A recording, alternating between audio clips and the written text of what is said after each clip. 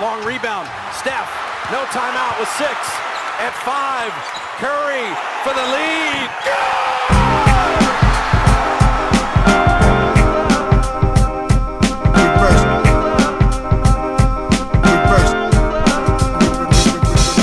The game's a game. The game's a game. The game's a game. The game's a game. Always, always, always. Salut à toutes et à tous, bienvenue dans un nouvel épisode du podcast de l'équipe Rivers Basket Session. Comme vous le savez, si vous avez eu la chance de recevoir déjà le sésame dans votre boîte aux lettres, notre dernier numéro en date, le MOOC Rivers numéro 13, malchance oblige, dédié à la lose et aux losers, vient de sortir. Voilà, 240 pages pour comprendre un petit peu qu'est-ce que la lose, est-ce que ça existe vraiment un loser, qu'est-ce que c'est voilà, est-ce que c'est plus honteux d'avoir rêvé grand et d'être tombé que d'avoir essayé de simplement se rassembler avec ses meilleurs potes, les meilleurs joueurs de la ligue pour essayer de gagner des titres. Voilà, je vous donne juste des petites billes comme ça. On a beaucoup bossé sur ce MOOC dont on est vraiment fiers. La cover est assez magnifique, je trouve. Je me permets de le dire. Voilà, elle est signée Gilles Warmoz, un graphiste et un artiste avec lequel on travaille depuis quelques numéros et à qui on a confié la cover. Si vous voulez savoir si vous voulez connaître le sommaire, allez sur Basket Session, vous trouverez toutes les informations, vous pouvez le commander. Voilà, sachez que vous êtes certains à l'avoir déjà reçu. Toutes les commandes de la semaine dernière sont sur le point d'être préparées, être expédiées. Si vous ne l'avez pas encore reçu, vous inquiétez pas, ça va arriver très vite. Comme vous savez toujours aussi, ce sont des éditions limitées, donc perdez pas trop de temps malgré tout si vous voulez être sûr de mettre la main dessus ou le recevoir d'ici Noël. Voilà, je vous le remontre. Ce MOOC numéro 13 spécial loser, qui est disponible sur Basket Session. Moi, je suis rejoint aujourd'hui par l'inverse d'un loser, un mec qui est capable de gagner autant avec l'équipe de France qu'avec la Mannschaft. Voilà. Mon acolyte Antoine Pimel, voilà, Shai Mamou n'est pas là aujourd'hui. Vous savez, nous, c'est un peu comme le chant des partisans, quoi. Un ami, sache que si tu tombes, un autre ami prend ta place et sort de l'ombre. C'est un petit peu que ça se passe, comme ça se passe. Donc voilà, je remplace Shai. Antoine, comment ça va? Je t'ai vu ce matin, pleine forme pour le CQFR, comme d'habitude. Oui, ça va, écoute. Ne vous fiez pas à mes cernes, j'ai la patate. On les voit même plus, tu sais, les gens pensent que c'est un filtre Instagram maintenant. Ça fait partie de mes yeux. Voilà, bon. Donc on est sans Shai, on le retrouvera la semaine prochaine. Par contre, on a un sommaire plutôt sympa pour le podcast de cette semaine. On vous avait fait un petit peu, juste en prévision de la saison, nos prédictions, je sais plus comment on les avait qualifiées, Antoine, tu te rappelles, un petit peu ambitieuses, je crois, nos prédictions ambitieuses pour la saison. Tu me demandes ça à moi, mais je me souviens plus de ce que j'ai fait hier, Théo. Mais oui, c'était des prévisions, oui. Mais je me souviens plus du terme exact. On sait que c'était l'équivalent de bold pour en anglais, mais je me souviens plus comment on a titré en français. Ok. Bon bah voilà, si vous avez croisé Antoine hier, envoyez-lui un texto pour lui rappeler où il était. Sinon, donc voilà, cette semaine, on a décidé de toujours d'être un petit peu ambitieux et de donner nos conclusions hâtives. Voilà, la saison NBA n'a pas encore tout à fait 2 semaines pleines. On a vu pas mal de matchs, on a vu toutes les équipes et on a déjà des idées assez fortes sur cette saison. Donc voilà, aujourd'hui, ce sera nos conclusions hâtives. Écoute Antoine, je vais te céder la parole pour commencer. Quelle est la première conclusion hâtive que tu as pour cette saison?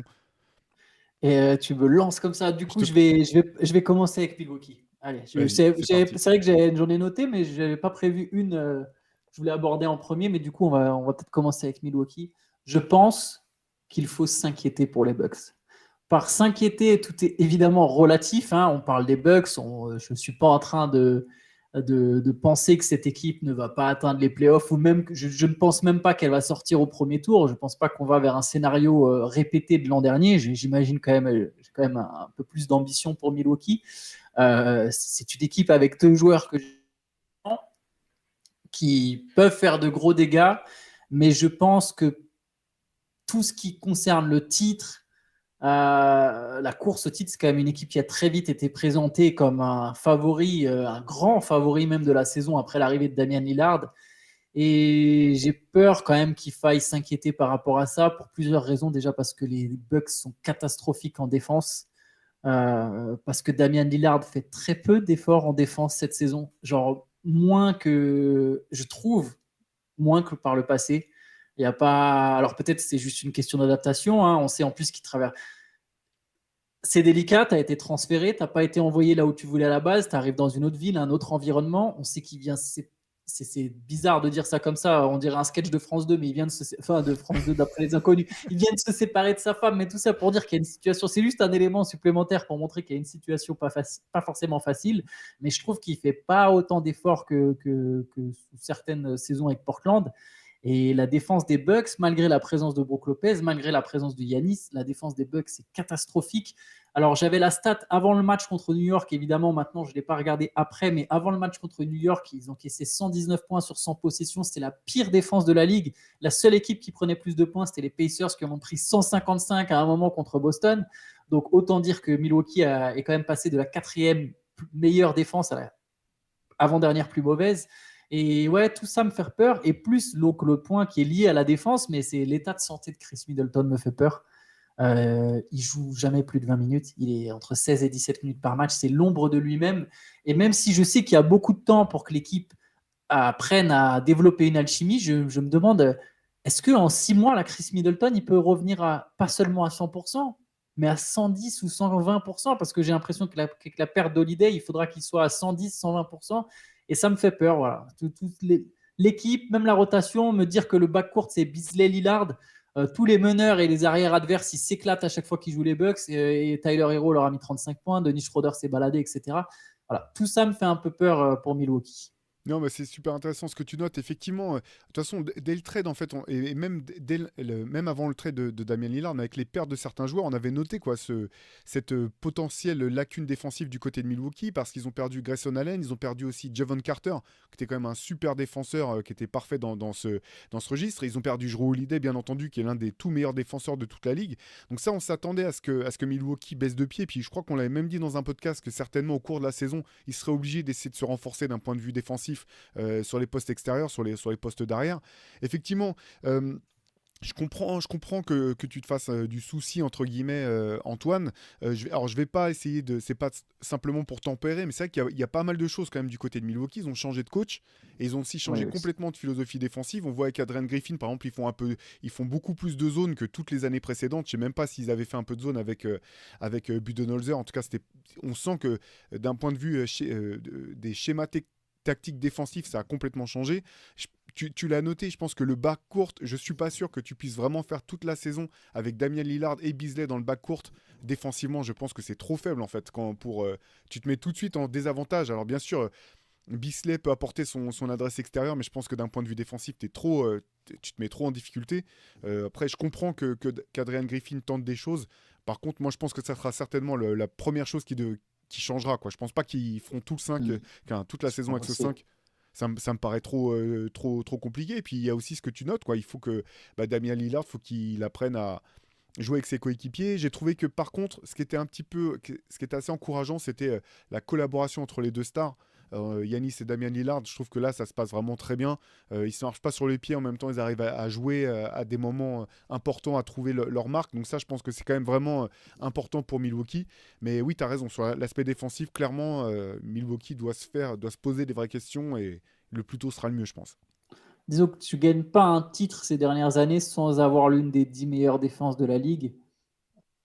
J'ai l'impression que c'est pas qu'ils en sont loin, parce que il suffit d'un ajustement, hein. Peut-être juste Pat Connaughton dans le 5 à la place de Malik Beasley. Ça me rappelle quand les Lakers ont fait jouer Lonnie Walker dans le 5 en début de saison. Je dis Lonnie Walker parce que je prends cet exemple, je trouve qu'il a entre guillemets un profil similaire à Beasley. Tu sais, c'est les hit-check guys, quoi. Des mecs qui rentrent, qui peuvent mettre plusieurs 3 points, mais j'ai du mal à imaginer ces gars-là titulaires, encore plus quand c'est Lillard ton meneur de jeu. Et voilà, peut-être que Pat Connaughton peut apporter un peu de vis. Le temps de s'assimiler, que chacun assimile, comme tu l'as dit, les nouveaux systèmes. La zone, c'est peut-être aussi des fois pour protéger Lillard, d'ailleurs. Hein. C'est une manière de protéger défensivement ton meneur. Hein, Ouais, et puis Adrian Griffin était assistant coach aux Raptors longtemps avec Nick Nurse, donc je pense qu'il y a aussi l'envie, tu vois, de tenter des choses défensives un peu différentes, de mixer un petit peu, d'apporter un peu de choses, sa patte à lui, quoi. Ouais, c'est sûr. Mais bon, voilà, tout ça fait que bon, pour les Bucks, je me dis qu'il y aura évidemment un réveil, il y aura de la progression et ça sera une équipe. Tu as raison, notamment sur le duo Lillard-Antetokounmpo. C'est deux gars intelligents, c'est deux gars très très forts. Tu te dis que quand les deux superstars sont sur la même longueur d'onde, ça peut amener à des bonnes choses, parce que c'est ça le plus important. Tout ce qu'il y a autour, au final, tu peux le changer. Faut déjà que si tes deux stars elles collent entre elles, bah, tu t'arrangeras pour trouver les mecs qui collent avec les deux stars. Donc bon, il y a évidemment du positif, mais voilà, je me demande, ça fait déjà beaucoup de choses à rattraper en quelques mois pour ensuite aller tout au bout. Après, ça ne les empêchera pas d'aller loin et les Bucks peuvent toujours réagir dès l'an prochain, revenir plus fort. Mais voilà, j'ai un peu peur que cette saison, ça soit trop tôt pour aller au bout pour Milwaukee. Ouais, d'autant que tu as raison de le noter. Je pense que vraiment, plus que jamais, même si ça a toujours été le cas, finalement, le baromètre, ça sera Chris Middleton. Et de toute façon, Milwaukee ne pourra pas atteindre ses objectifs, clairement, si à un moment, Chris Middleton n'est pas capable de jouer tel qu'il le faisait et d'assumer le type de minutes pardon, qu'il assumait l'année où ils ont été au titre, ou même voilà, durant toutes les belles années de Milwaukee, de leur progression. Je pense que ça va être vraiment. Enfin, ça sera vraiment la clé potentielle du succès de Milwaukee cette année, sa santé, quoi. Yes, je valide. Allez, moi je t'en propose un autre. Je te propose de changer de côte, d'aller sur la côte ouest. Moi, mon enseignement, c'est que même si j'étais hyper dubitatif au début, je pense que Chris Paul est un fit parfait pour les Warriors.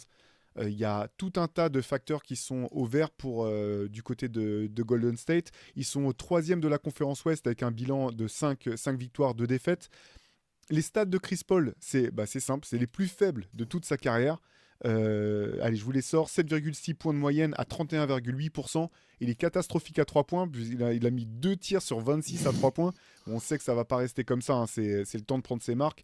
3,7 rebonds, toujours 8 passes en 28 minutes. Là aussi, plus faible temps de jeu de sa carrière, ce qui est, je pense, une excellente chose pour les projets des Warriors.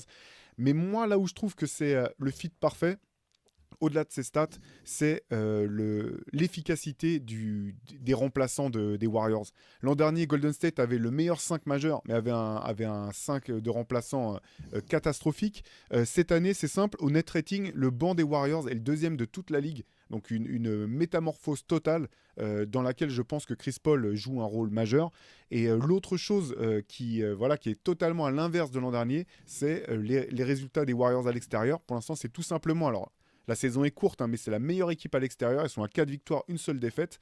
Et quand tu mixes ça avec un 5 majeur qui se connaît parfaitement, des situations de fin de match que j'ai vraiment trouvé intéressantes où Chris Paul peut être réintégré dans le 5 pour finir les matchs, finir les mi-temps, finir les quarts-temps en fonction des situations, je trouve que les Warriors finalement ont une espèce de polyvalence qui leur manquait complètement l'an dernier, parce que sorti de Chris Paul, sorti de Stephen Curry, il n'y avait pas de vrai deuxième playmaker.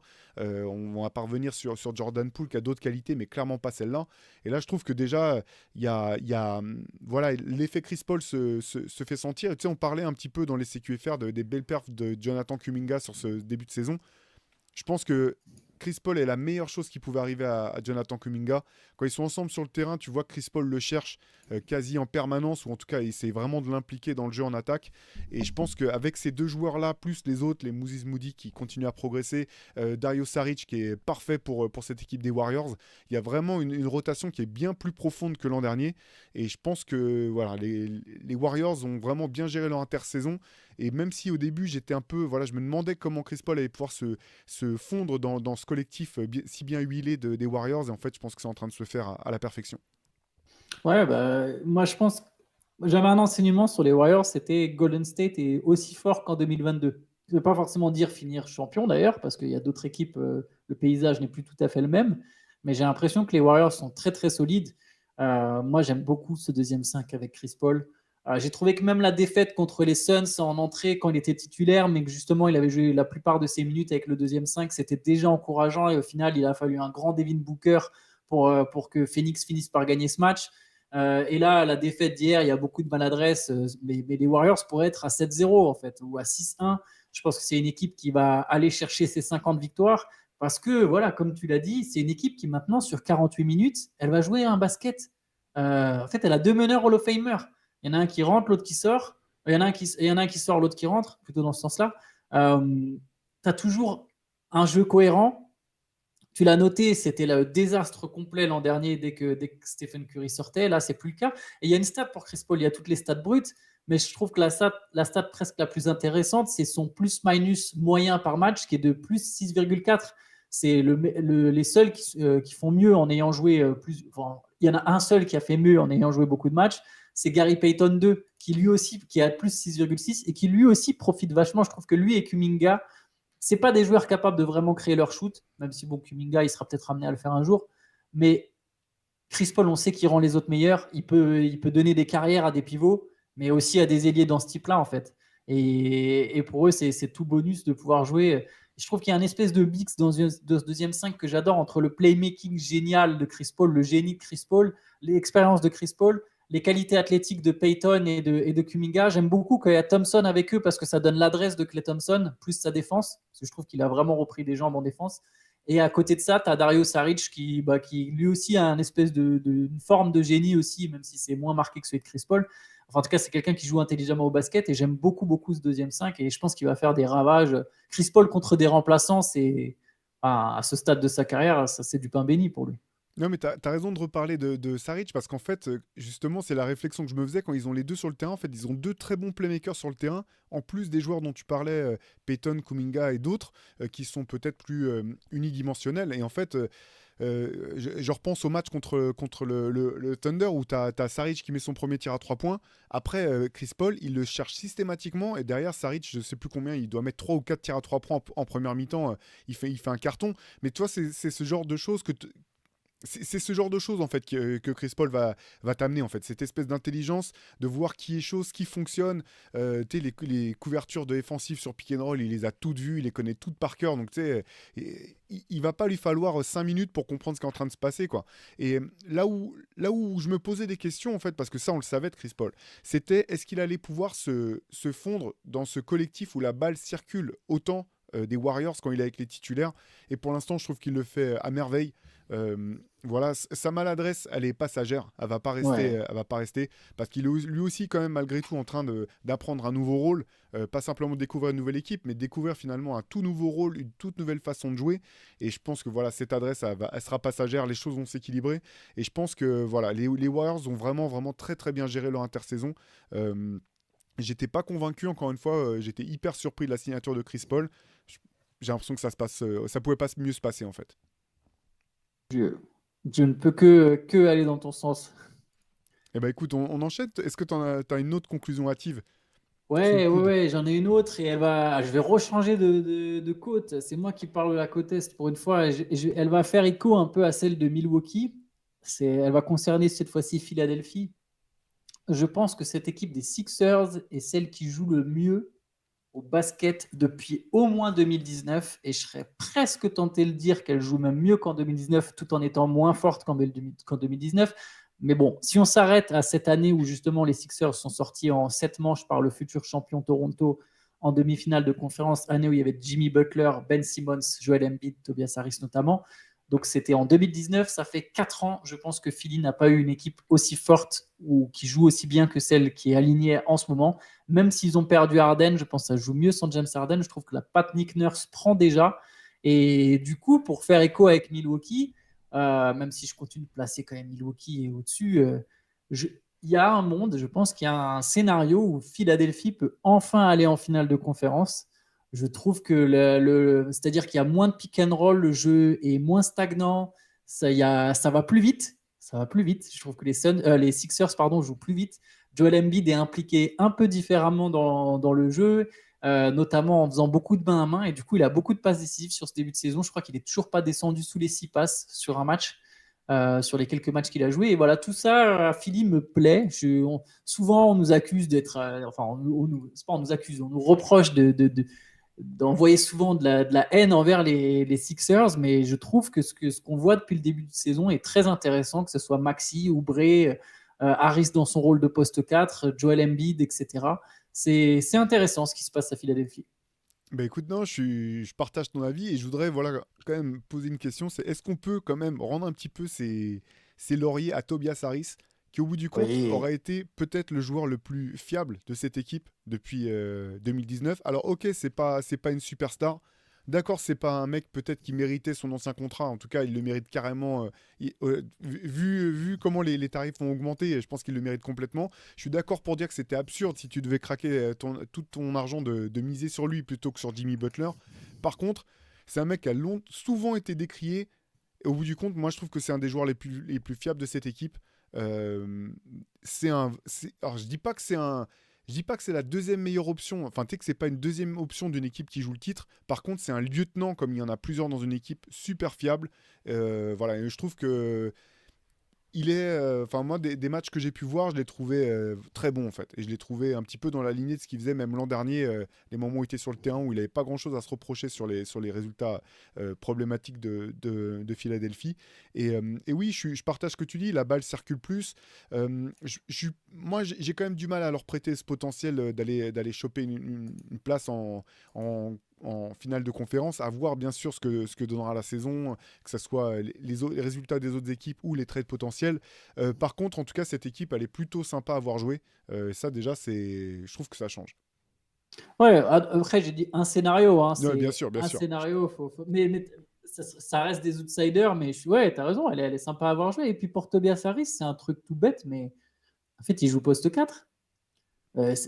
Quand il y a PJ Tucker l'an dernier, alors bon, on sait bien que les postes sont un peu vagues et que au final les deux sont un peu forward, mais là, quand il y a un peu plus de spacing et que du coup il est un peu de facto poste 4, je trouve ça beaucoup plus intéressant pour les Sixers. Il y a plus d'espace. Tyrese Maxey peut. Après, de toute façon, leur potentiel aux Sixers, il dépend sans doute aussi de quel cap, quel statut peut atteindre Maxey dans les prochains mois. Complètement. Est-ce que vraiment il est déjà prêt à être une vraie superstar? Je ne sais pas trop, mais je pense que ça serait la condition pour que Philly vraiment arrive en finale de conférence. C'est-à-dire qu'il déjà faudrait une série contre Milwaukee, je ne les imagine pas battre Boston.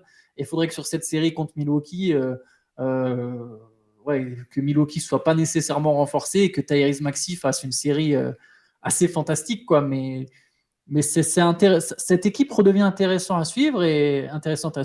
Moi, c'est une équipe, je ne vais pas vous mentir, j'ai du mal à suivre depuis plusieurs années, trop lente, Harden m'insupporte dans son jeu par moment, etc. Et là, voilà, la patte Nick Nurse, je trouve, se fait directement ressentir. Même pour eux, en fait, pour Embiid, ça doit lui faire bizarre, quoi. Là, il y a un coach, quoi. Il y a un Ouais. tacticien, quoi.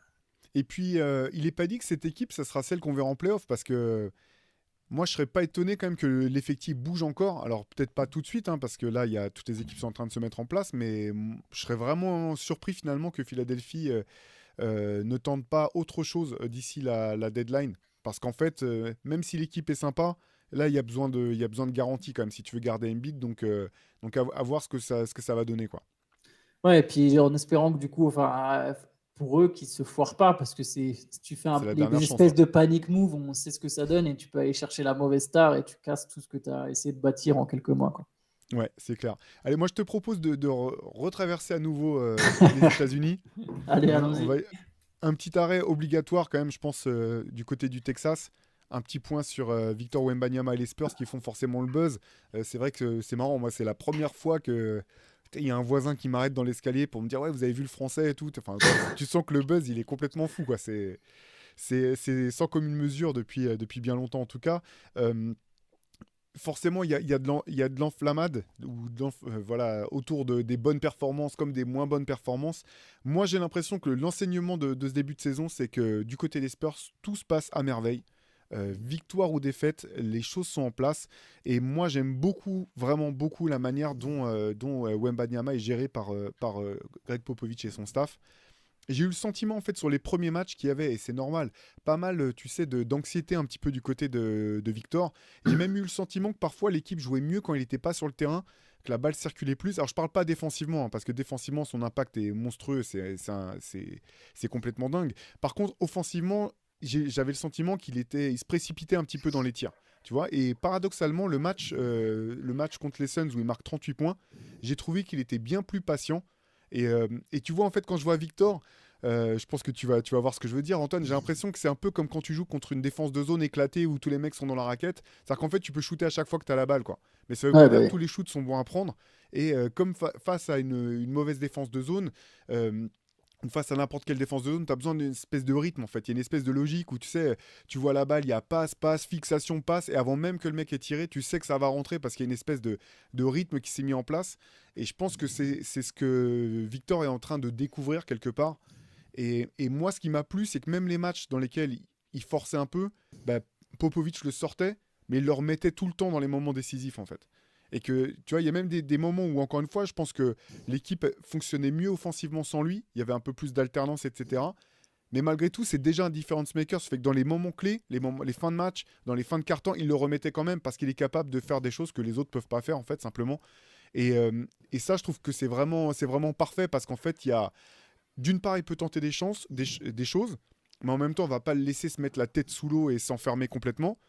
Et d'un autre côté, on va quand même le responsabiliser, le mettre à des moments où vraiment l'enseignement se fait, dans les fins de match serrés, les moments où ça se joue, et ça lui permet d'être en confiance tout du long, en fait, quand il est sur le terrain. Les victoires, les défaites, elles sont, j'ai pas envie de dire qu'elles sont anecdotiques, mais Presque. les Spurs vont gagner des matchs, ils vont en gagner pas mal. Vraiment, comme on l'avait dit, hein, ils vont gagner plus que l'an dernier, c'est sûr et certain. Ils vont faire une bonne saison, je pense. Et tu sens que voilà, il y a Victor, mais il y a les autres aussi. Devin Vassell qui est en train de passer un cap. Bon là, il est blessé, mais que je trouve superbe. Tu as d'autres joueurs, tu vois. T'en parlais ce matin avec Shai dans le CQFR et je partageais tout à fait ton avis sur Jeremy Sohan et le fait que son avenir, c'est pas d'être meneur en fait. Mais le fait de le faire jouer meneur peut-être toute une saison, de devoir être playmaker comme ça, jouer des pick and roll dans la lecture, mais ça va accélérer sa courbe de progression de manière exponentielle parce que je pense pas qu'il ait le potentiel pour être un scoreur d'élite ou une option offensive forte. Par contre, tu le comparais ce matin à Draymond Green, c'est peut-être un peu facile comme raccourci, mais je te rejoins là-dessus en fait. C'est qu'il a malgré tout le potentiel d'être un super playmaker. Et si derrière, plus tard, tu récupères un autre joueur qui est un vrai meneur de métier, enfin qui sait faire, et ben là, tu te retrouves avec deux mecs qui peuvent créer du jeu dans tous les sens, sachant que je pense que c'est aussi une des vraies variables de progression pour Victor, qui va prendre du temps, bien sûr, mais je pense que meilleur il sera à la passe, plus fort il sera en attaque, et c'est vrai pour les Spurs. Donc en gros, pour résumer, j'ai l'impression que tout se passe vraiment parfaitement pour les Spurs. Je ne sais pas quel est ton sentiment, toi, sur San Antonio. Si, bah moi aussi. Moi, je pense que j'ai même pas. Il n'y a même pas eu de vraie mauvaise performance pour l'instant. Je trouve qu'il n'y a même pas eu un match trou, parce que je trouve qu'il a toujours un impact d'une manière ou d'une autre.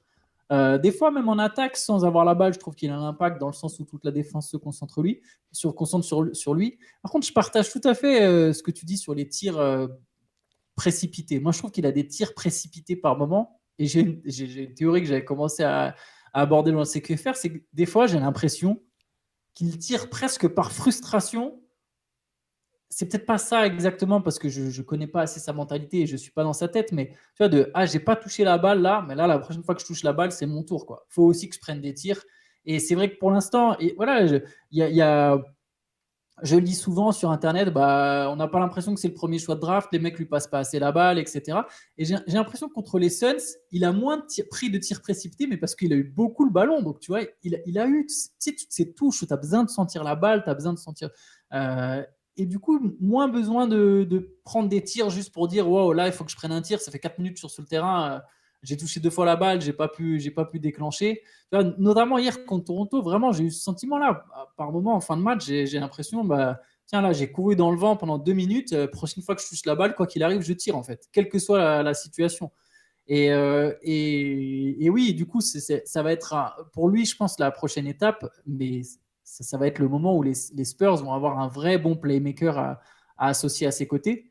Là, lui, ça va pouvoir le débloquer complètement, mais je suis d'accord avec toi que tout le processus est très intéressant. Même le fait de ne pas trop le cramer. Parce que, donc, il y avait ce côté, je me souviens de ce machin de non, mais il ne pourra pas jouer 70 matchs. Alors, on verra, peut-être qu'il les jouera effectivement, peut-être pas, on n'en sait rien, il va peut-être se blesser, et je ne le souhaite pas.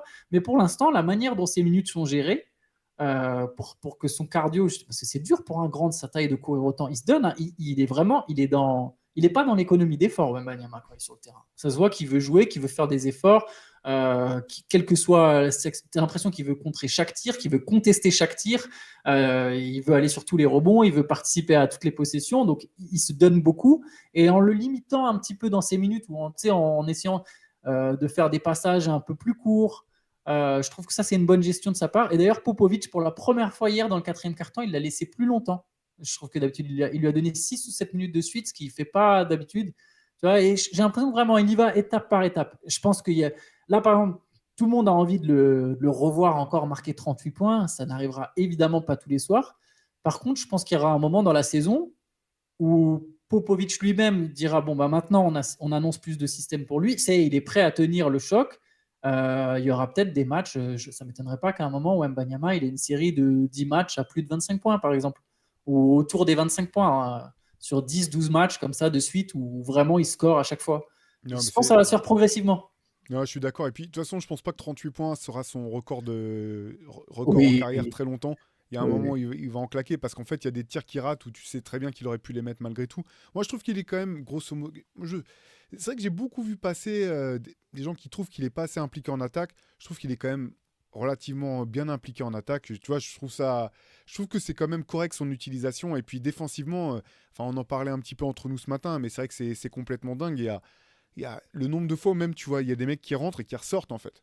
Tu vois, ils partent en Il y a disant un je vais tenter impact. un flotteur, ils le voient arriver, il est même pas, il est encore de l'autre côté de la raquette. Ils ressortent la balle direct en fait parce que ça fait 2 semaines et les mecs ont déjà compris que c'est pas possible en fait. Moi c'est quand même une des choses qui m'impressionne le plus, c'est sa capacité à couvrir autant d'espace en aussi peu de temps. Dans le match d'hier dont tu parlais contre Toronto, il y a un moment, il vient en aide stopper un drive. La passe va dans le corner, il a le temps quand même, tu sais, il vient en aide alors qu'il est côté ballon, ce qu'on dit d'habitude, on dit jamais, l'aide elle doit venir de l'opposé, t'es côté ballon, tu restes avec le joueur. Il a quand même le temps de venir stopper le drive et de revenir et contester. Je sais plus si juste il perturbe. Non, je crois qu'il compte le ballon. Je pense que c'est même un Sur un shoot tir d'Anunoby. ouais, exactement dans le corner. Ouais, ouais, je En vois. fait, Il touche la balle. ouais, c'est juste monstrueux. Ça a pas de sens en fait des trucs pareils. Et donc ça bougera pas en fait. Ça, c'est déjà en place, ça bougera pas.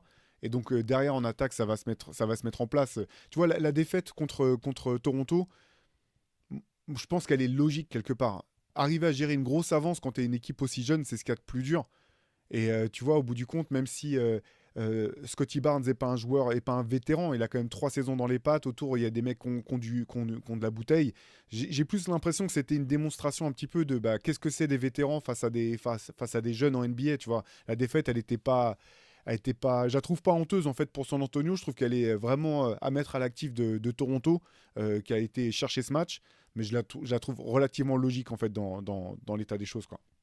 Ouais, puis d'ailleurs, tu parlais de la passe, j'y pense. J'ai trouvé sur le match d'hier, j'avais le sentiment qu'en fait, même lui, à la passe et à la création, il progresse de match en match. Il y a des Ouais, renversements qu'on l'a vu faire. Enfin, il lit bien le jeu. Enfin, c'est un vrai bon joueur de basket, hein. J'ai l'impression que là, en fait, on veut se précipiter de toute façon avec Wembanyama, tout va tellement vite. mm, Mais on a c'est la partie immergée de l'iceberg en fait. Il y a vraiment moyen que ce gars-là soit très très très très très chaud en NBA quoi. ouais. Ouais, c'est bien parti en tout cas. Il y en a d'autres qui sont chauds, c'est les Celtics. Je crois que tu Et les avais sur ta oui, liste aussi. ouais, bah oui, oui, incontournable. Vas-y, c'est quoi? Bah écoute, ouais, je sais Mon pas. enseignement ou le tien? Ouais, Vas-y, c'est vas-y, la même, ça va dans le même Vas-y. sens, je crois. À deux dire. Je te laisse repartir sur la conférence S, vu que pour l'instant on s'est partagé les trucs comme ça. Bah, moi, mon affirmation, elle est toute simple. Mon enseignement actif, c'est que Boston a une vraie tête de champion. Je pense que c'est la meilleure équipe de la ligue et que c'est le grand favori de la saison. Au-delà, je les mets même au-dessus des Nuggets. Je sais que ça peut être très bizarre avec les Nuggets sont champions en titre, mais je pense qu'aujourd'hui, Boston est ouais, la meilleure équipe de la ligue. C'est une équipe qui a toujours pas perdu un match. Je pense que c'est la seule C'est équipe ça, qui n'a c'est pas la perdu seule, un ouais. match. Ouais, Ouais, ouais, c'est ça. 5-0, 5-0, 5 victoires de suite. Le 5 majeur est juste trop fort en fait. Tu te dis, mais ça joue trop bien ensemble. Il n'y a pas un mec en dessous des 14 points de moyenne, alors qu'il y en a quand même un qui en met 30. J'ai l'impression que chacun peut se contenter de faire ce qu'il fait le mieux, mais en même temps, chacun est capable de faire plein de choses différentes. Je ne sais pas si tu vois ce que je veux dire. C'est très Si, bizarre. Mais, complètement, ouais. mais c'est parfait. En fait, j'ai l'impression que c'est parfait. C'est peut-être la meilleure manière de résumer, c'est que j'ai l'impression que c'est parfait pour Boston. Non, bah c'est clair. Faut dire que. Alors, c'est vrai que moi j'étais quand même. J'avais tout de suite bien aimé le trade pour Porzingis. Je pensais que c'était vraiment un bon fit pour Boston. Je m'attendais pas forcément à ce qu'ils aillent en plus chercher Jrue Holiday dans la folie, dans la foulée, pardon. Ce qui fait qu'effectivement, comme tu le disais, le 5 majeur de Boston, c'est un truc de malade. Je vais noter comme les stats de Porzingis. Là, parce que je trouve en fait, il est emblématique de ce dont tu parlais, dans le fait que chacun fait ce qu'il peut faire ce qu'il fait le mieux et en même temps avoir une polyvalence impressionnante. Là, il a 19 points à 60% de réussite au tir. 45,5% à 3 points, 7,2 rebonds. En gros, il fait une saison monstrueuse sans avoir à forcer quoi que ce soit en fait. Et Ah, en en même 30 temps, minutes. en 30 minutes, et en même temps, défensivement, tu peux pas faire l'impasse sur lui, tu es obligé de le couvrir parce qu'en fait, il est quand même, c'est un attaquant d'exception et en même temps, les défenses adverses doivent se concentrer aussi sur Jason Tatum, sur Jalen Brown qui peut t'en planter 25 dans une mi-temps si tu fais pas gaffe.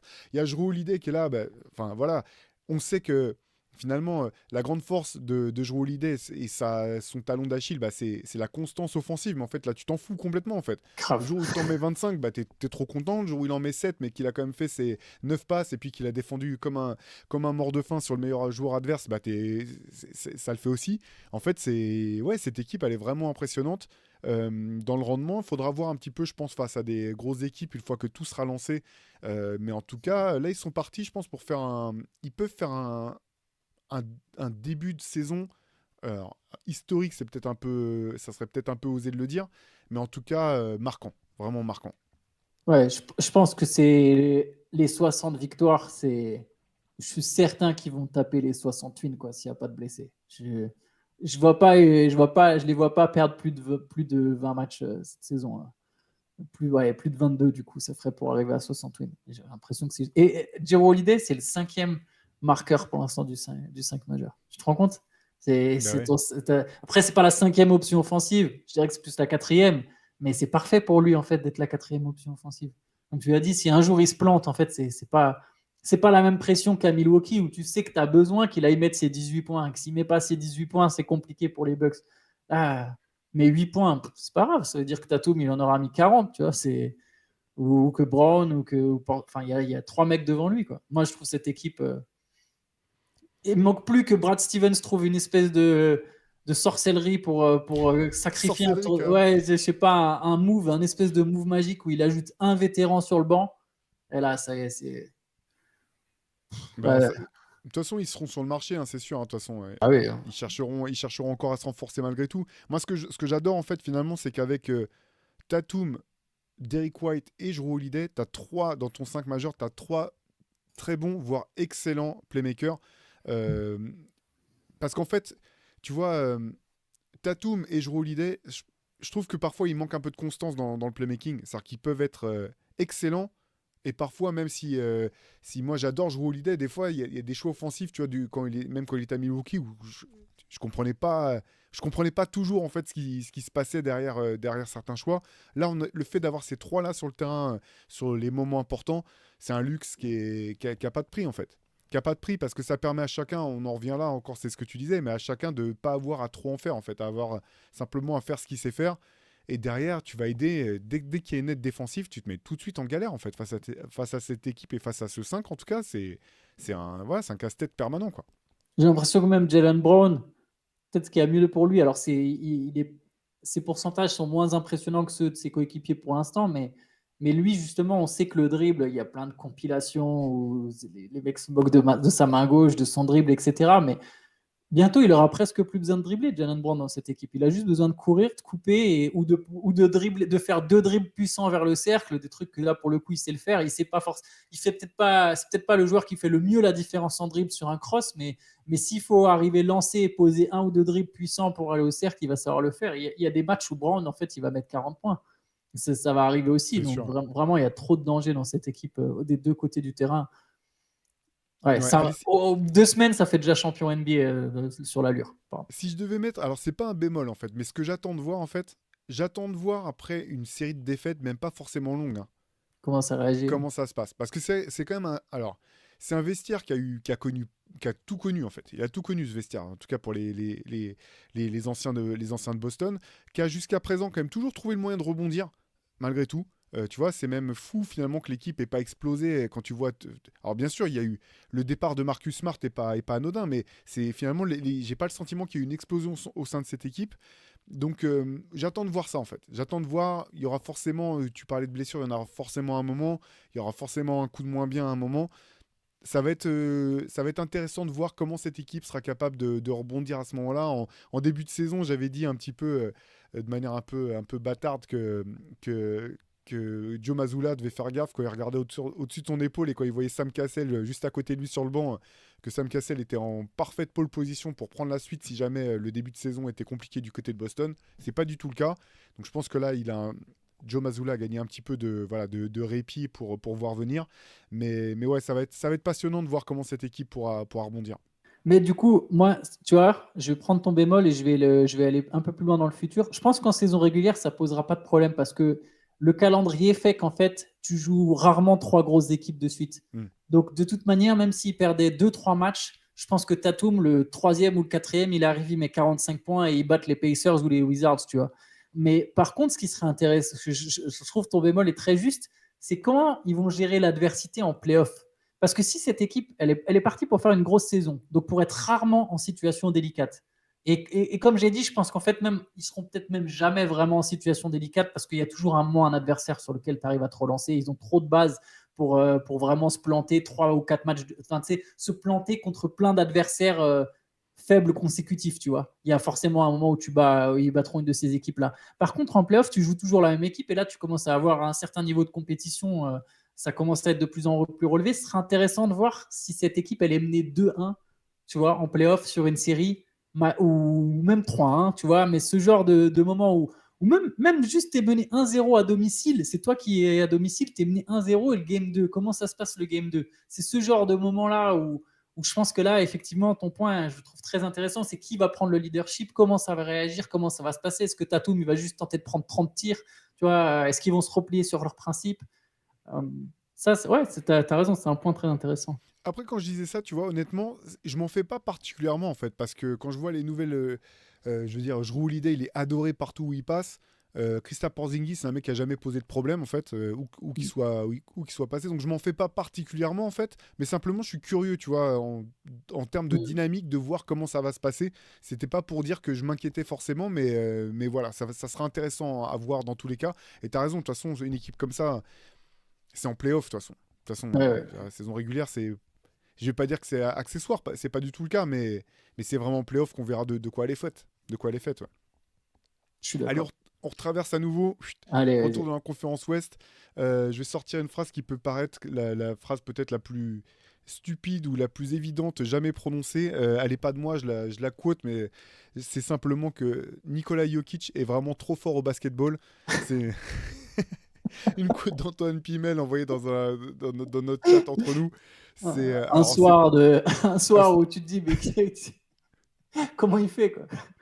mais c'est juste, alors, ça devrait pas être. Alors, vous m'avez dit conclusion hâtive. Il n'y a rien d'hâtif en fait, hein, tout le monde le savait, mais c'est juste que c'est un truc de malade en fait. On a beau le savoir, on a beau être fan du gars, du joueur, le niveau qu'il affiche depuis ce début de saison, c'est juste fou. Quand on avait fait le podcast sur nos prévisions, justement, on avait parlé un petit peu de qui pourrait être MVP. On avait chacun notre favori. Jokic était celui de Shai. Moi, je m'étais dit, bon, Jokic, il a pas vraiment J'imaginais qu'il n'avait pas la personnalité à vouloir prouver encore des choses et donc à se mettre en 4 pour faire des stats de MVP. Et je me disais, bon, il va vivre la saison tranquille. Les Nuggets, ça va rouler. Et puis après, en playoff, ils seront énormes.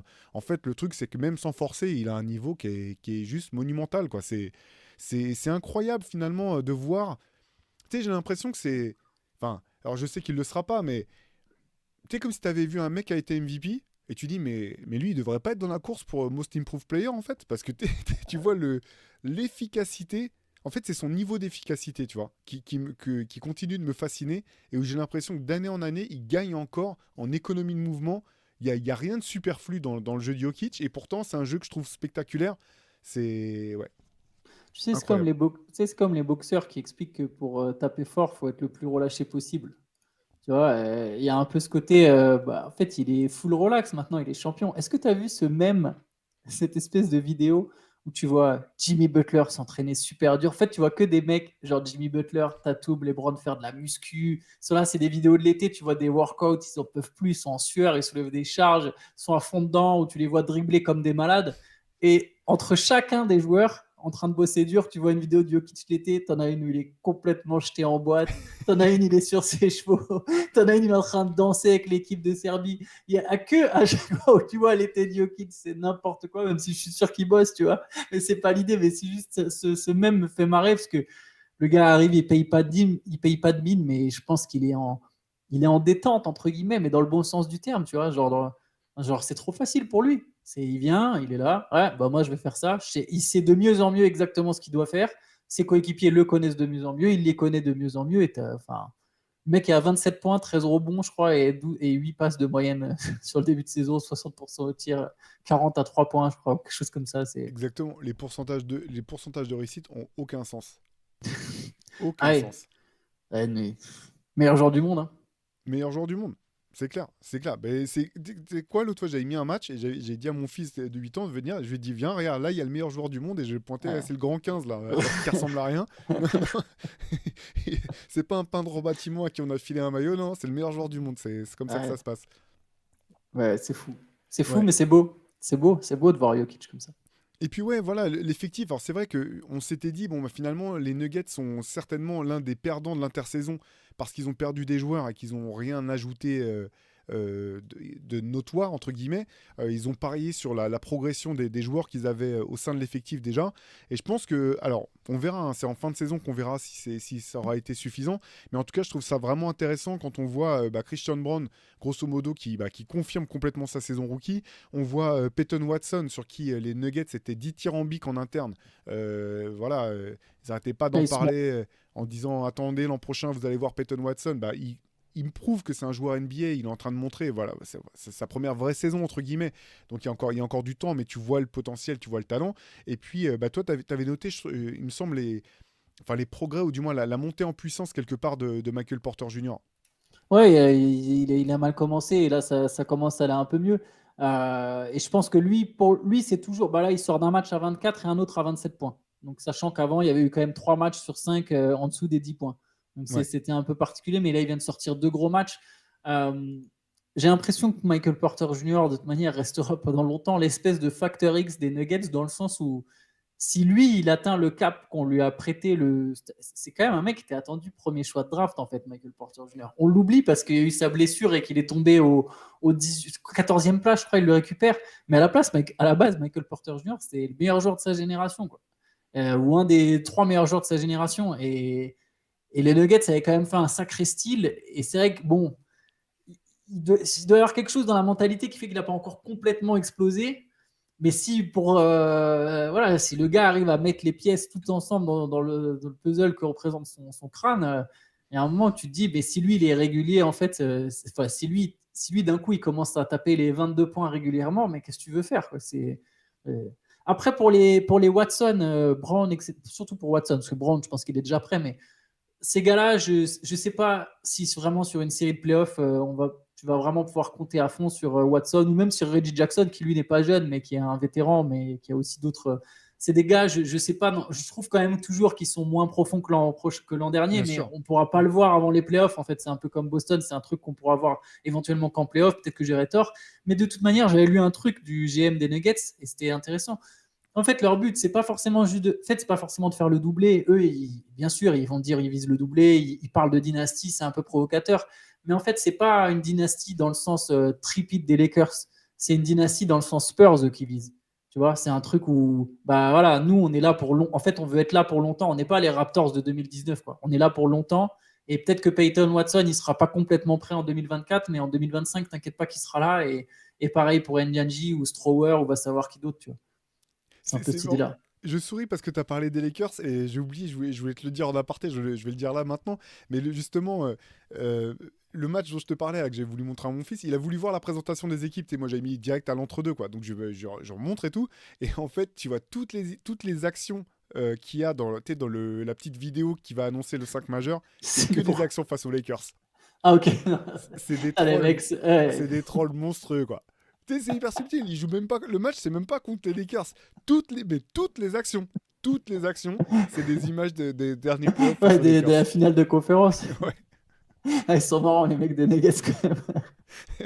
J'ai beaucoup aimé l'état d'esprit. Ça serait très beau qu'ils se retrouvent en playoff. Mais ce serait une belle série, d'ailleurs. Ça avait été une belle série, honnêtement. Ouais, ça avait été une belle série. Même si ça avait été à sens unique, les matchs avaient été disputés. Moi, j'ai trouvé que c'était une série vraiment intéressante.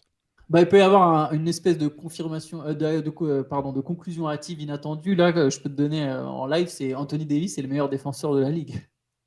Alors, Nice. En tout cas, pour l'instant, il est monstrueux en défense et ça peut être intéressant de le voir contre Jokic, même si bon, après, ça reste. Déjà vu, Ouais. Ça n'empêche pas de dormir la nuit, et lui, ses frères. Je pense pas que je pense pas que Jokic refasse des cauchemars, mais Anthony Davis fait un sacré début de saison, offensivement aussi, mais défensivement, il est impressionnant. Ouais. J'en avais un autre à l'Ouest, Vas-y, sinon, un ouais. peu crédible. Vas-y, En vas-y. plus, on l'a déjà fait. Je me souviens qu'on l'a déjà annoncé dans notre podcast qui devait dater du jour ou du lendemain du transfert de Bradley Beal. Mais on peut doubler la mise. Les Suns, ils ne seront pas champions NBA. Ils partent de beaucoup trop loin. Je suis désolé si vous êtes fan de Phoenix. C'est une très belle franchise. Il y a des très beaux maillots. Mais en fait, je pense qu'ils partent de beaucoup trop loin pour être champion NBA. Je sais que c'est que le début. Hein. Je dis pas que Phoenix va faire une mauvaise saison. Hein. Phoenix va C'est faire une début bonne saison. compliqué parce que finalement, ils n'ont même Ouais. pas pu jouer avec leur équipe encore, quoi. C'est ça, Kevin Durant, il est parti de Brooklyn et en se disant, bon, je vais un peu moins carrer des mecs. Et là, il se retrouve à devoir porter des Yuta Watanabe, des Eric Gordon. Eric Gordon. Et en plus, ils sont bons. Oui, des mecs bons, c'est ça le pire, c'est ceux qui jouent bien. J'aurais pu te citer les Bol Bol ou les Keita Bates Diop ou Nassir Little. Ouais, mais c'est compliqué, quoi. Il y a zéro jeu, en fait. Je sais pas si tu as regardé un peu Phoenix, mais il y a vraiment zéro fond de jeu. Mais en fait, je partage ton avis parce qu'en fait, c'est justement le problème, c'est à quel point Kevin Durant est obligé de jouer en ce début de saison. Parce que le match, hier, il y avait un match face aux Pistons. Donc, tu regardes le score, tu dis, bon, bah, Phoenix a gagné largement. En fait, pas du tout, quoi. C'est-à-dire qu'en fait, Phoenix a mis un gros break dès le début du match. Kevin Durant était sur le banc, tu avais les commentateurs des Suns qui disaient ah bah c'est cool, KD peut regarder se reposer, ils sont même pas obligés de le remettre. Et en fait, cette équipe de Détroit, elle est revenue à la charge à plusieurs reprises, l'écart n'a pas arrêté de fluctuer. Entre ils sont à -20, puis d'un coup ils sont à -9 ou -12 et puis finalement tu sais pas si tu vas le prendre ou tu vas pas le prendre, donc ils sont obligés de remettre Kevin Durant qui a beaucoup joué. T'en parlais ce matin dans le CQFR qui a pris un paquet de tirs pour arriver à je sais plus combien il en a mis. 41 points et 27 tirs. Voilà, c'est ça. Donc, qui a dû redoubler d'efforts, sachant qu'à un moment, on va pas revenir sur le récap du match, mais Jalen Duren, dont je suis archi fan, finit pas le match. En fait, il sort parce qu'il est expulsé pour une faute antisportive. Mais même contre une équipe de Détroit comme ça, donc ok, Phoenix a pu mettre un W dans sa colonne, mais ils ont dû cravacher en fait quelque part pour aller le chercher. Ils ont dû user du Kevin Durant, alors que l'objectif ça devrait être de le réserver au maximum pour les playoffs. Et au bout du compte, ils se retrouvent avec ces blessures de début de saison de Devin Booker et de Bradley Beal à devoir faire jouer le joueur le plus vieux du Big Three et celui sans lequel rien n'est possible. De toute façon, c'est si t'as l'un des deux, si t'as Devin Booker et KD ou Bradley Beal et KD, peut-être que je suis d'accord pour penser qu'il y a un scénario qui peut t'emmener très très loin. Si KD est blessé, c'est mort en fait. C'est mort. C'est pas possible. Donc ce début de saison des Suns, enfin voilà, je te rejoins, il est très compliqué et je trouve qu'il est inquiétant pour les raisons qu'on vient de donner. C'est l'utilisation excessive que le staff est obligé de faire de Kevin Durant à ce stade de la saison, quoi. Et puis même quand Bill et Booker vont revenir, il sait pas, il est déjà passé un mois. Et du coup, tu repars avec un mois de moins pour créer des bases, sachant que leur jeu, là, ça repose sur, même quand Booker était là, hein, c'est isolation, des pick and roll dans l'axe et des main à main en périphérie. Il n'y a pas de fixation, c'est terrible. Le meilleur à la fixation, c'est Drew Eubanks, qui fait un super début de saison, qui est un vrai joueur. Non, qui est vraiment un vrai joueur, quoi. mais c'est vrai, c'est leur meilleur point de fixation vers l'intérieur, en fait. Nurkic a une vision du jeu intéressante. Sur les pick and roll, quand tu le sers, si par exemple, si Booker est pris à 2, tu sers Nurkic, il gère pas trop mal les situations de 4 contre 3. Tu vois, c'est quelque chose qu'il a déjà vécu avec les Blazers. Lillard était constamment doublé. C'est quelque chose qu'il sait faire, mais je sais pas. C'est pas que l'effectif est pas pauvre, parce que je trouve qu'individuellement, tu as pas mal de joueurs plus que corrects. Mais le collectif est pauvre, ce qui peut être logique vu que c'est une équipe qui a été montée de toutes pièces et on en revient à ce truc-là. Est-ce que tu t'achètes une équipe de champions aujourd'hui ? Est-ce que tu peux t'acheter une équipe ? En 6 mois, tu as changé tout l'effectif. Je pense qu'entre février, juste avant que Kevin Durant arrive et maintenant, il doit rester quoi ? Devin Booker et qui ? Peut-être un autre joueur ? Je ne suis même pas sûr. Saben Lee ? Peut-être Saben Lee, un mec qui ne joue pas, grosso modo. Mais sinon, tous les autres, ils n'étaient pas là, en fait. Durant, il n'était pas là. Gordon n'était pas là. Allen, Nurkic, Okogie, Eubanks, Goodwin, Watanabe. Non, tu vois, il n'y en a aucun. Il y avait peut-être Saben Lee, je ne suis même pas sûr. Mais donc, en gros, il te reste un joueur, on va dire, d'une équipe qui date d'il y a moins de 9 mois. Même le coach. Même le coach a changé, ouais. Et il y a quand même... Ils avaient un bon coach. Ils avaient un bon meneur de jeu. Enfin, non, attends, pardon. Ils avaient un bon coach. Ils avaient un grand meneur de jeu. Futur Hall of Famer. Peut-être le mec, un mec, tu sais, qui va alimenter, même si, bon, je comprends, il fallait laisser de la place à Booker, etc. Ils avaient un pivot qui collait quand même bien aux besoins des Suns. Bah voilà, ils n'ont rien de tout ça aujourd'hui. Enfin, je pense que Phoenix va relever la barre et à un moment, on va enchaîner des succès. Hein. Les Ouais. Suns, à un moment, ils vont taper une grosse série de victoires. Hein. C'est une équipe qui est capable d'en gagner 10 de suite, mais ils ne seront pas champions NBA. Ouais. Écoute, moi, bah, du coup, c'est moi qui vais rebalancer vers la conférence Est. En plus, pour un truc, je pense on n'est pas d'accord, on n'a pas le même avis. Moi, je voulais parler vite fait du Miami Heat. Et moi, ma conclusion, ça aurait été de dire que malgré leur début de saison hyper compliqué en termes de victoire-défaite, qu'il n'y a pas à s'inquiéter et que ça va aller et que c'est une équipe qui va monter en puissance dès qu'elle pourra avoir retrouvé son effectif. Mais je pense qu'on n'est pas d'accord là-dessus, parce qu'on en parlait vite fait tout à l'heure. Alors, pas tout à fait, parce que la manière dont tu le présentes là, je suis d'accord. En fait, ça dépend ce qu'on appelle ça va aller. Moi, je pense que ça dépend quelles sont les attentes autour du Heat. On parle d'une équipe qui est finaliste. Donc, l'idée, c'est c'est de faire au moins aussi bien. Et moi, je pense que le Heat, ils passeront pas un tour de playoff. Pas un tour, carrément. Non, je pense qu'ils Ouh. passeront pas un tour de D'accord. playoff. Ok. Parce que Miami, Je vais sortir la batte de baseball et les points j'irais américains. même jusqu'à dire Miami ne sera pas dans le top 5 de la conférence Est à la fin de la saison. Mais je l'avais déjà dit avant et je le pense encore maintenant. Donc c'est plus sur ça. C'est là où je mets ma limite. Mais dans ce que tu as dit, la manière dont tu l'as présenté, je suis quand même assez d'accord. Moi, je pense que s'ils sont en playoff, enfin, je pense qu'ils seront en playoff et qu'ils passeront un tour à coup sûr.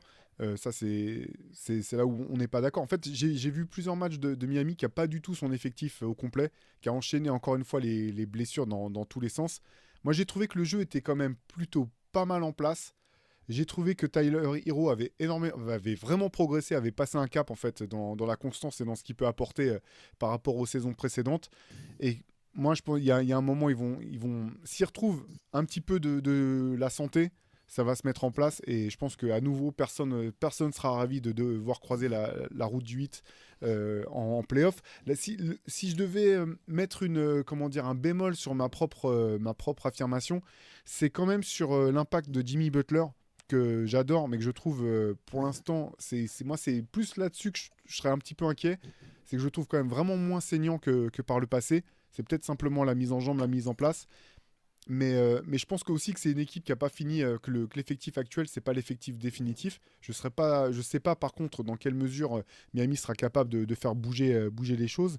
Mais voilà, moi je trouve quand même que c'est une équipe qui jouait bien au basket. J'ai vu le match, je crois que c'était contre les Bucks. Ils ont joué les Bucks, tu te rappelles de ça? Ils ont joué les Bucks, ils ont perdu contre les Bucks, mais avec un bon Tyler Hero. Ils ont perdu de peu en fait. Et c'est Ils un ont match qui a perdu de peu, vraiment mais après avoir remonté un gros écart, non? C'est un match qui était plus accroché que le score ne le laissait paraître. Et c'est un match dans lequel, si je me trompe pas, hein, peut-être que je me trompe, mais il me semble que Bam Adebayo a pas joué ce match-là, en fait. Et je me suis dit, sans Pardon, Bam, ouais, j'ai trouvé que c'était une très belle perf sans Bam, d'autant que, voilà. Bon, après, en début de saison, enfin, tu disais, en début de podcast, plutôt, tu notais toi-même les limites potentielles de cette équipe de Milwaukee, qui est pas pour l'instant l'ogre auquel on avait pensé. Mais ouais, moi, je pense que Miami va relever la tête et que ça sera vraiment une équipe chaude à jouer en playoff à nouveau. Ça me fait penser ton gars Butler, que j'aime beaucoup aussi. Quand même, il nous en fait des caisses sur le côté compétiteur, tout ça. Le mec en a quand même rien à secouer de la saison régulière et ça commence quand même à faire un moment. Tu vois, je taquine, hein, j'exagère, limite je force le trait pour aller dans mon sens, mais ouais, prends la saison sérieuse, la saison régulière au sérieux aussi, quoi. T'as envie de le dire, vas-y, Coco, ça joue dès maintenant, quoi. Tu vas pas attendre avril. Mais moi, je trouve que cette équipe de Miami, honnêtement, elle manque de talent. Je pense qu'à un moment, c'est bien. Là où je suis d'accord avec toi que ça va monter en puissance, c'est parce que c'est bien coaché, parce qu'il y a quand même quelques bons joueurs, parce que tu as, et puis même quand tu as Butler, Adebayo, Tyler Hero et Eric Spoelstra, bon, tu sais quand même que tu as une base quand même plus solide que la plupart des équipes de la conférence Est. Mais voilà, tu peux pas toujours espérer que tu aies des mecs. Je pense qu'à un moment, il te faut du talent, il te faut plus de talent que ça. Tu sais que c'est l'une des équipes les plus régulières de la conférence Est sur les 4 dernières années. Hein. Mais c'est une des. Mais c'est une. Sans Attends. talent, sans avoir beaucoup Ouais. plus de talent. Mais régulière, mais c'est une conférence. Après, c'est un autre débat, mais c'est Non, une mais sur les conférence résultats super. en playoff. En playoff, Ouais, ils ouais, en font 2 playoff, oui, finales bien NBA, ouais, 2 finales, ouais, une bien sûr. finale de conférence et une sortie au premier tour. Non, mais on peut rien leur enlever. Mais attends, quand j'ai dit manque de talent, je parle sur l'effectif de cette année, hein. Oui, oui. Même si je suis d'accord, même si par contre, je suis d'accord avec toi, je trouve qu'ils ont souvent battu des équipes en playoff sur lesquelles j'aurais, moi, été le premier à dire: ah tiens, l'équipe d'en face a plus de talent. Et pourtant, je veux dire, le Heat a sorti l'an dernier les Bucks et les Celtics. Tu vois, à un moment, ça ne s'invente pas, quoi. Sachant que ce même Heat était allé en finale de conf l'année d'avant, sort en 7 manches, et l'année encore avant, ils vont en finale NBA. Donc oui, oui, clairement, il n'y a rien à dire. Mais tu vois, toute bonne chose a une fin. C'est-à-dire que tu peux faire l'effet, tu peux reproduire le machin 2, 3 fois. À un moment, c'est pas que à un moment tu n'as plus de chance parce que c'est pas une équipe qui a de la chance. Je pense pas. Mais voilà, Butler, il a 34 ans, il va en avoir 35. Il y a pas, j'ai pas l'impression, enfin non, il a eu 34 plutôt, pardon. J'ai pas l'impression qu'il est. Peut-être l'an prochain, après un certain recrutement, mais là, pour l'instant, on verra pendant la saison s'il y a un mec qui vient. Mais là, sur l'équipe actuelle comme elle est, j'ai du mal à me dire qu'elle finit dans le top 5 à l'Est, quoi. Ok, bah, on verra. De toute façon, c'est Oui, intéressant parce que on pour le verra. coup, on n'a pas le même ressenti sur cette équipe. Surtout encore, toi, le classement saison régulière, je suis Oui, pas c'est. trop. Par contre, qu'elle passe pas un tour de playoff, ça j'attends vraiment de voir ça. Je te, euh, Tu je te m'attendras prends au au mot. tournant. Ouais, mais en fait, parce que mon scénario, je le vois faire le play-in et du coup être 7e ou 6e. Mais bon, 6e, en fait, je pense s'il joue Philly, Boston ou Milwaukee, j'arrive pas à imaginer Miami passer sur une de ces 3 équipes. Mais bon, on verra. C'est clair. Butler contre Philadelphie en plus, hein. C'est toujours bon, ça. Ça, c'est C'est toujours toujours, bon. c'est toujours spécial. Bah, Est-ce que t'as autre chose sous le coude? Sinon, j'en ai un dernier, mais toi, t'en avais un aussi, je crois. j'en ai un qui était sur Dallas. Ouais, C'est très bien. c'est sur un joueur, donc ça peut être en plus assez rapide. C'est juste, je pense que Grant Williams c'est la meilleure recrue de l'intersaison. Euh, je trouve qu'il est excellent dans son rôle. J'ai ses stats d'ailleurs sous les yeux. Du coup, il y tourne à 15,5 points, 55% au tir, 56% à 3 points, 4,8 rebonds. Et Dallas, surtout, a gagné quoi 5 de ses 6 premiers matchs. Ouais, Ouais, 5 de 6 premiers matchs. ils ont Alors bon, perdu ils que ont contre les Nuggets. Ouais, ouais, voilà, en plus. Donc, ils ont un calendrier. Après, ils ont battu pas mal d'équipes a priori faibles, mais comme je disais dans le CQFR ce matin, je pense que c'est important pour eux de battre des équipes faibles. Voilà, Grant Williams apporte du tir à 3 points et de la défense, et de toute façon, aux côtés de Luka Doncic, c'est exactement ce qu'il faut. Donc, je pense que c'était une très très bonne recrue de la part de Dallas. Bah écoute, moi je peux caler dans ton sens, hein, parce que quand on avait fait justement nos prédictions, moi j'avais annoncé un scénario dans lequel Dallas finirait dans le top 4 à l'ouest, mais j'aime vraiment bien toute tout ce finalement tous les moves qu'on fait les Mavs depuis la draft, je les trouve parfaits. Je m'attendais pas honnêtement à ce que Derrick Lively soit aussi fort aussi vite. Il a déjà un impact qui est notable. La question que je me pose, tu vois, quand je regarde jouer ces Mavs, c'est que je suis un peu étonné de la faible utilisation de Seth Curry. Alors je sais pas si c'est parce qu'il revient de blessure, parce qu'il était blessé en début de saison. Je sais pas si c'est lié à ça, mais parce que moi, tel que je voyais l'effectif, je pense que c'est vraiment un joueur qui peut aussi changer la donne pour Dallas. Et pour l'instant, je trouve que bah, tout est vraiment intéressant du côté des Mavs. Je reste sur mon avis de début de saison. Je pense qu'ils peuvent vraiment aller loin et je serais pas étonné du tout de les voir. Alors, ils vont pas avoir ce pourcentage de victoire toute la saison, mais moi, je les vois bien toujours finir dans le top 4 à l'Ouest. Je serais pas surpris du tout, quoi. Ouais, je trouverais ça cool. Je sais pas, je l'avais pas placé aussi haut, mais j'étais quand même plutôt optimiste aussi. Et je trouve qu'ils ont bien recruté en fait, avec les moyens du bord. Et t'as raison, la draft, de le souligner. Très bonne Ouais. draft Et, aussi, et ouais, clairement. Kyrie qui est très bon, hein. Honnêtement, en fait, Mm. l'an dernier, même si j'ai pas compris le choix de Dallas de faire venir Kyrie Irving, la fin de saison était tellement catastrophique. Pour moi, elle n'avait pas vraiment de sens, en fait, cette fin de saison. Malgré tout, tu regardes le talent, tu dis, mais comment ils ont pu s'écrouler? Et donc, des fois, c'est l'inverse. Tu dis, bon, bah, il y a une espèce on peut parler du 8, ça me choquerait pas par rapport à ce que tu disais tout à l'heure, tu vois, de conjonction d'éléments qui font qu'une équipe surperforme par rapport à ce qu'elle est censée faire par rapport à son talent. Dallas, j'ai l'impression que c'était un petit peu l'inverse, quand même. Même si elle était pas bien construite en l'état, je pense qu'il y avait quand même trop de talent pour que ça soit un signe définitif du fait que ça puisse pas marcher sur le terrain entre Kyrie et Luka. Et voilà, moi qui suis pas du tout fan de Kyrie Irving, je continue toujours de séparer les deux choses en fait, et que sur le terrain, ça reste vraiment l'un des joueurs les plus incroyables à son poste.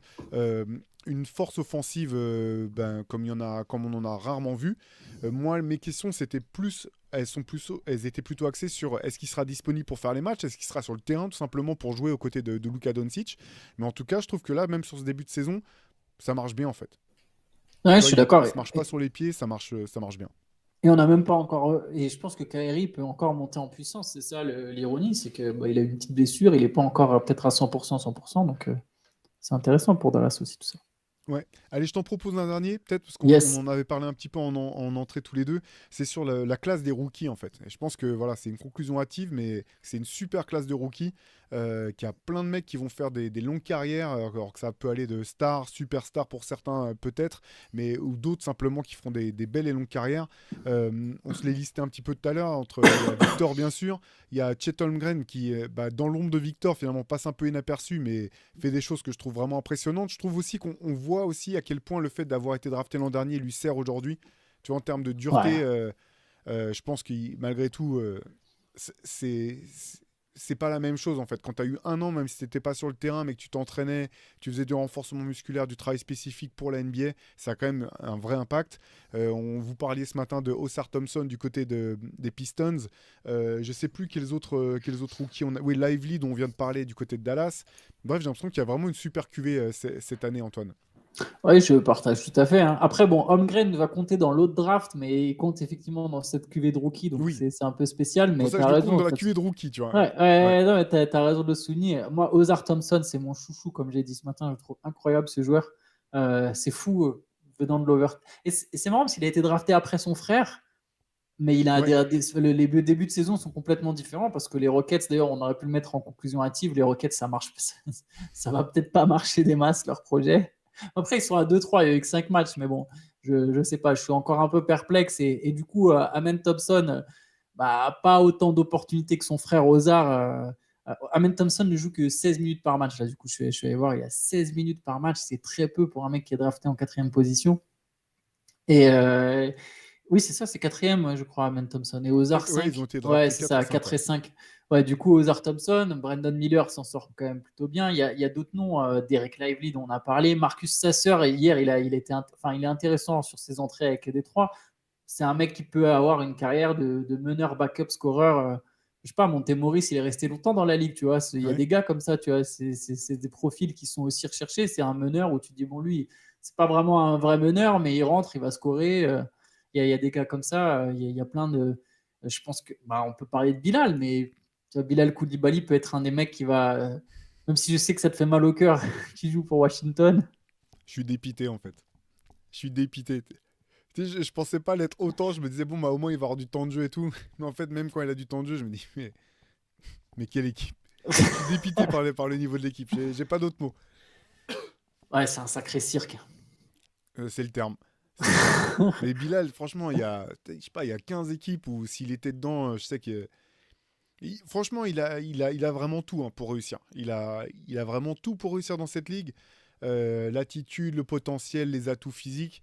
Mais j'ai peur que ça soit pas. Ouais, j'espère. Mon plus grand souhait, ça serait que quelqu'un arrive à monter un deal pour qu'il bouge en fait. J'ai vraiment pas confiance. C'est dans la franchise que j'ai pas confiance en fait. Mais ils ont changé ils ont changé un peu de, tu sais, l'encadrement, peut-être que. Mais bon, non, moi non plus. Hein.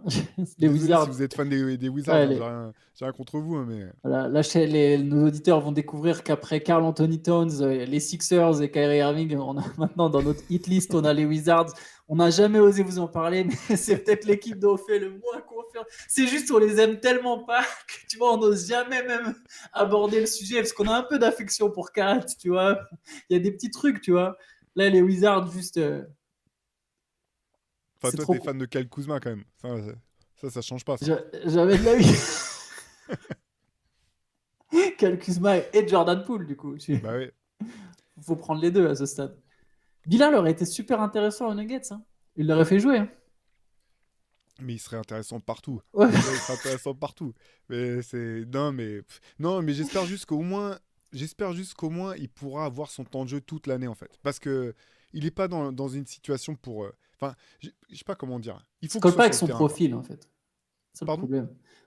En fait, le problème, c'est que Bilal, c'est un joueur qui va être là, pour l'instant, dans son niveau, dans sa forme actuelle, ça, c'est un mec très intéressant si tu as des mecs plus forts que lui autour. Le problème, c'est qu'autour, il y a des clowns. C'est un peu méchant la manière dont je le tourne, mais tu vois, genre, Bilal, c'est un mec qui va faire les winning plays.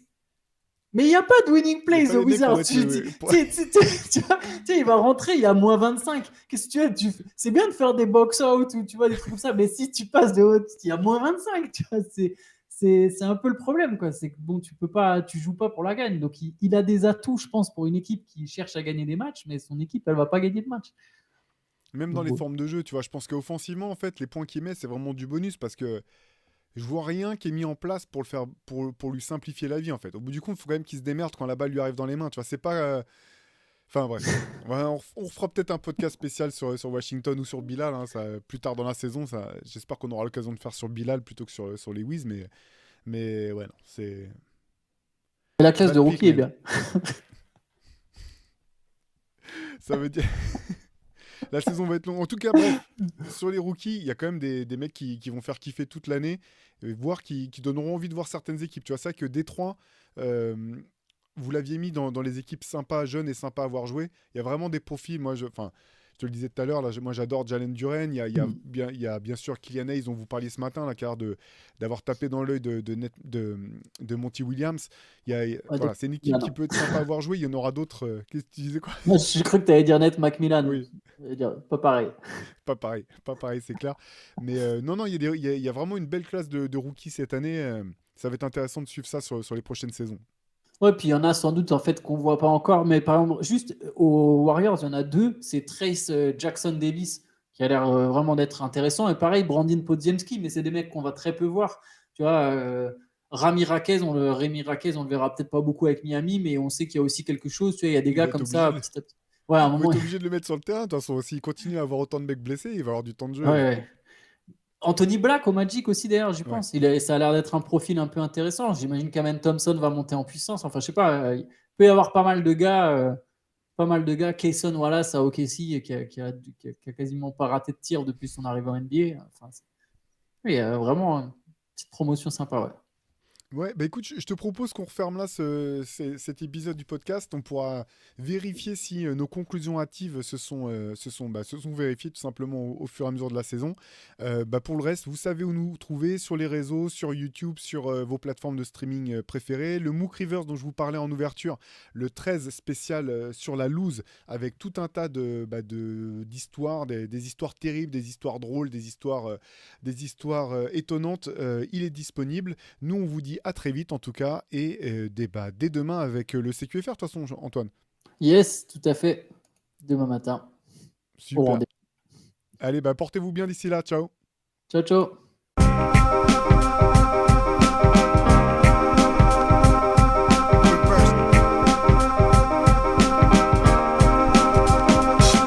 The game is out there, and it's either play or get played.